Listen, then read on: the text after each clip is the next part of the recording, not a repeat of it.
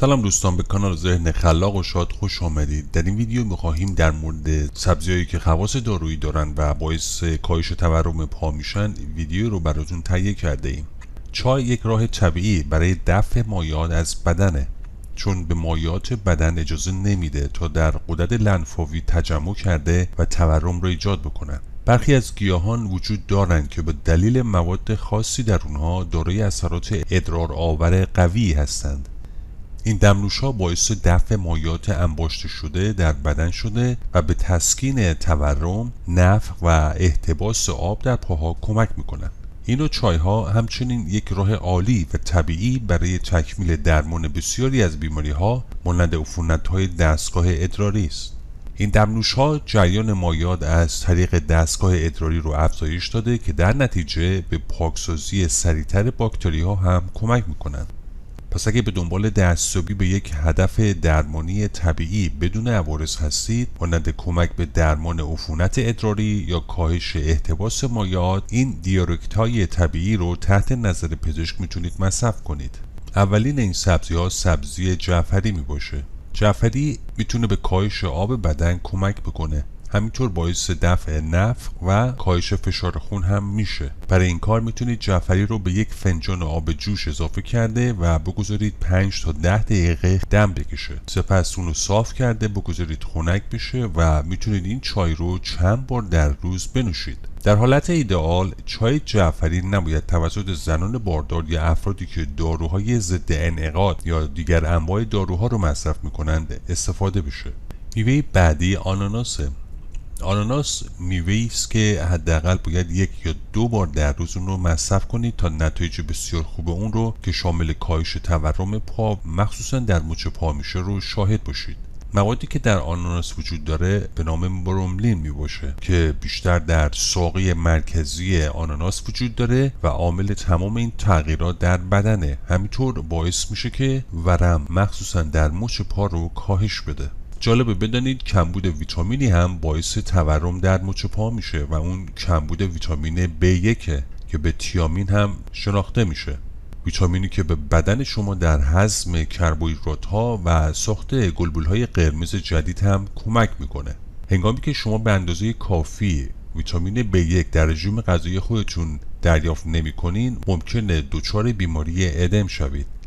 ادم وضعیتی است که در اون بدن شما با مایعات متورم شده. کمبود ویتامین B1 همچنین میتونه باعث درد در ساق پاها هم بشه. از منابع غذایی ویتامین B1 میتوان به گوشت، ماهی و غلات کامل اشاره کرد. همچنین ویتامین B1 در مواردی به نانها، غلات و شیر خشک هم اضافه میشه.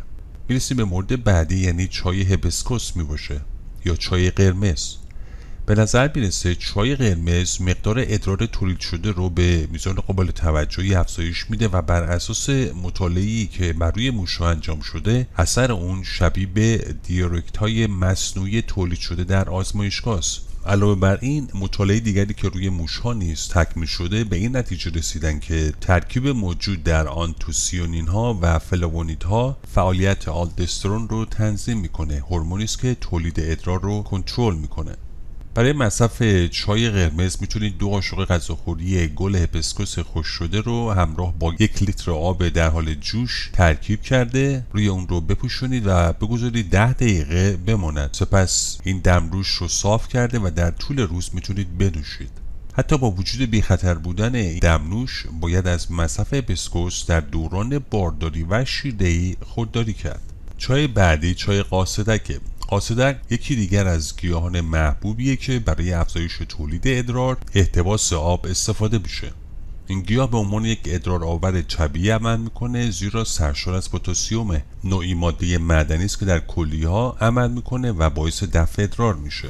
برای تهیه این دمنوش میتونید 15 گرم برگ و ریشه قاصدک رو همراه با 250 میلی گرم آب جوش ترکیب کرده و بگذارید که 10 دقیقه دم بکشه. سپس این دمنوش رو صاف کرده 2 تا 3 بار در روز بنوشید. اگه باردار هستید یا سابقه مشکلات کیسه صفرا یا انسداد روده دارید، از این گیاه استفاده نکنید. همینطور تصور می شود که ویتامین B6 در موارد احتباس خفیف مایعات مفید باشه. منابع خوب ویتامین B6 شامل برنج قهوه‌ای و گوشت قرمزه. همچنین ویتامین B5، کلسیم و ویتامین D به بدن کمک میکنه تا مایعات اضافی رو دفع بکنند. میوه‌های تازه و لبنیات کم چرب رو در برنامه غذایی خودتون حتما بگنجانید. بسیاری از غذاها هم حاوی ویتامین B6 هستند، از جمله منابع حیوانی و گیاهی هستند. غنی‌ترین منابع ویتامین B6 عبارتند از جگر گاو، ماهی تون، سالمون، سبزیجات نشاسته‌ای مثل سیب زمینی و میوه‌ها مانند موز، پاپایا، پرتقال، طالبی از این موارد می باشند. مورد بعدی چای رازیانه است. رازیانه هم یک گیاه دارویی سنتیه که برای درمان مشکلات مثانه و فشار خون بالا استفاده میشه و این به این دلیله که دارای اثر ادرارآور خوبی میباشه که منجر به افزایش تولید ادرار و دفع مایعات اضافی در بدن میشه. درباره فواید رازیانه و طرز تهیه این دمنوش باید گفت که یک قاشق چایخوری دانه رازیانه همراه با یک فنجان آب جوش اضافه کرده و بگذارید 5 تا 10 دقیقه بمونه. سپس دانه ها رو صاف بکنید و روزانه میتونید 3 فنجان از این چای بنوشید. این گیاه کاملا بی خطره و برای بزرگسالان و کودکان هم قابل استفاده است. اما اگه باردار هستید یا در دوران شیردهی هستید توصیه میشه که این چای رو فقط تحت نظر پزشک خودتون مصرف کنید. نوشیدنی بعدی دمنوش چای برگ آووکادوست. چای برگ آووکادو سرشار از ساپونینه که یک ادرار آوره و به دفع ادرار و مبارزه با جمع شدن آب در بدن و تورم کمک. علاوه بر این چای به دلیل خاصیت ادرار آوریش به کاهش فشار خون بالا کمک کرده و به درمان عفونت‌های ادراری و سنگ کلیه کمک میکنه. برای تهیه این دمنوش یک قاشق چایخوری برگ آووکادوی خشک شده یا یک قاشق غذاخوری برگ آووکادوی تازه رو همراه با یک فنجان آب مخلوط کرده و بگذارید که 10 دقیقه دم بکشد. سپس این چای رو صاف کرده و در حالی که هنوز گرمه میتونید 2 فنجان در روز بنوشید.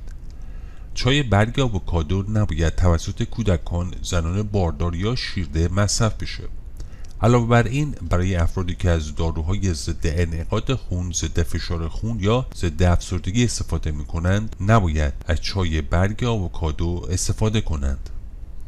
دوستان شما تشکر میکنیم که تا پایان این ویدیو با ما بودید. لطفا این ویدیو رو لایک کنید چون لایک کردن شما باعث میشه افراد بیشتر این ویدیو رو تماشا کنند.